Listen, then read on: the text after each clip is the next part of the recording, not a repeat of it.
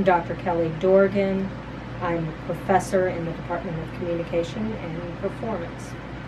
I have a PhD in health communication and intercultural communications, specializing in women's health and cross-cultural health. I came from University of Georgia for my PhD, and I came from University of Kentucky for my master's, and Appalachian State for my undergraduate. Well, what I like best about the Department of Communication Performance are the invested faculty.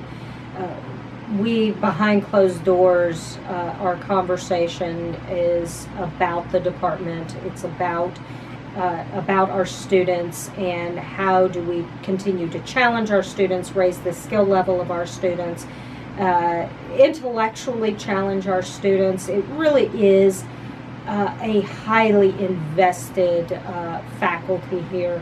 It's also a faculty that simultaneously complements one another, but is also really diverse. So we work in different areas, so we have storytelling faculty, but many of our areas of research are also in storytelling over in communication studies, for example. So we're really able to broadly apply our skills and interests across a number of issues, but while complementing one another.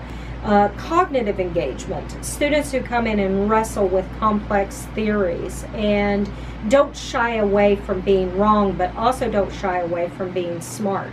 I often say to my students that my class is not the class to come in and think you're going to fall asleep in. You're just not going to, because I'm going to ask questions. The students are going to have to take positions, but they have to take informed positions, informed by their research, informed by the readings.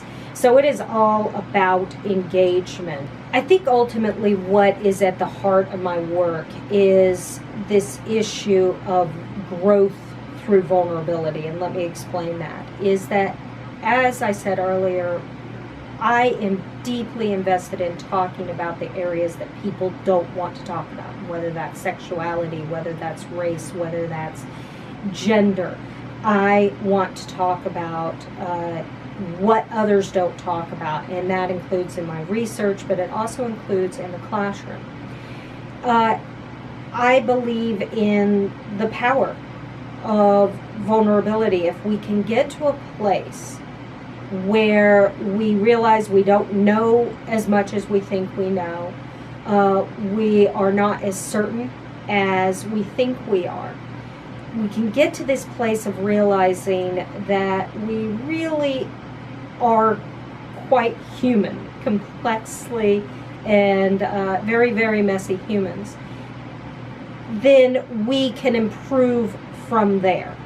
We can truly turn toward one another and work on authentic dialogues across populations, again from a place of authenticity. So I think ultimately it's just really coming to that place of vulnerable populations, vulnerabilities within ourselves, vulnerable times within our own lives, whether it's facing death and dying, for example, or disease, racism, is can we face that vulnerability and can we work through it in a meaningful, mindful way? And one that frankly is informed by research and informed by really good critical thinking. So I'm going to violate this question because I'm going to give you a number of favorite courses. Business and professional communication is probably one of the courses that I get the most comments from students after they graduate, because they come away learning a skill set that frankly prepares them for many years to come. Whether it's analytical report writing, memo writing, but then also, as I talk about, being an integrated communication specialist. Are you able to assemble a report and then present in a team-based environment a persuasive presentation? So that is really one of my favorite classes, which really caught me off guard, because while I sit and consider myself a writer, uh, I thought that business and professional wasn't necessarily going to become my area of expertise. Health communication, of course, is one of my passions. It's, as I say, communicating about health and illness is life and death. If people are not willing to speak what is going on with their bodies, the bodies of their loved ones, and that includes the mind-body connection. If people aren't willing to speak about it, then they're going to suffer in terms of quality of life, or in decreased life expectancy. Again, as I say, if we don't talk about health and illness, we end up dying. And so that class is so meaningful to me in terms of in terms of it is just one of my passion points. And then third, I would have to say qualitative research methods. Research methods gets a bad rap. People think, oh, boring. It's you just sit there with a bunch of data, but it's human stories. You're going into communities, and if you're doing your job, you're structuring an interview, or you're structuring a focus group where people will be inspired to give you their stories. And this goes back to that vulnerability part. No one is going to give you a story that makes them feel vulnerable unless you are worthy of that story. And so I designed the class in such a way that you have to, as a researcher, you have to be worthy of other people's stories. How do you collect that story? Data collection. How do you analyze that story? Data analysis. And then how do you write it up? What are the ethical, humane ways that we really collect the stories of people's vulnerabilities without adding to those vulnerabilities? So,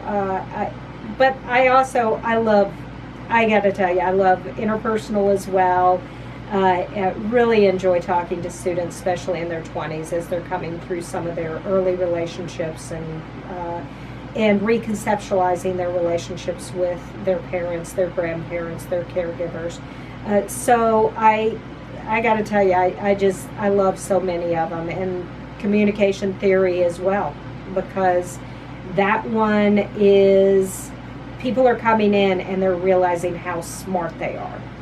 And they often didn't believe that. They often believed that they were stupid. And so I love communication theory too. So I just am unable to say which is my absolutely favorite class, because all of them do so much of a service to our students in making their complex lives more manageable, but also, frankly, showing them that complexity and vulnerability are okay, and then helping them from that point on develop skills that will help them address their own vulnerabilities as well as the vulnerabilities of other populations. Be engaged. The world demands it of you. I love it when I have help create, because I can't do it alone, a classroom, a focus group, a conversation with someone that person feels that he or she can give me a story, can entrust me with a story. I'm passionate about whether I'm doing an interview and collecting stories from my research, or I'm in the classroom and I'm collecting stories from students who are just beginning to see our history of race and how gender is artificially binary in this culture, and that they're willing to give me their stories about what it is growing up as a white Southern male in Appalachia, or about growing up a woman who is African American out of Buffalo, New York, for example.